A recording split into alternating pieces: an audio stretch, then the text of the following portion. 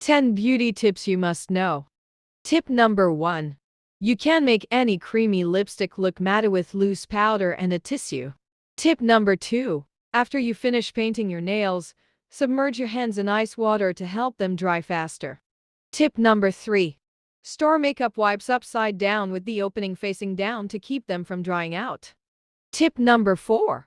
Packing on heavy or glitter eyeshadow. Use tape under your eyes to catch any fallout and keep the color off of your cheeks. Tip number 5. Get rid of flaky lips with a DIY lip scrub made of coconut oil and brown sugar. Tip number 6.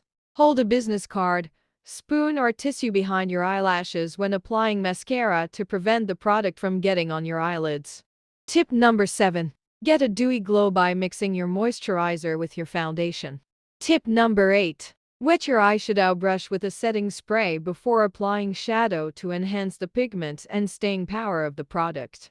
Tip number 9. If you wake up with frizzy hair every morning, swap your pillowcase out for a silk one. Silk is less aggravating for your hair than cotton. Tip number 10. Apply eyeliner pencil to your upper waterline to give the illusion of thicker eyelashes in seconds.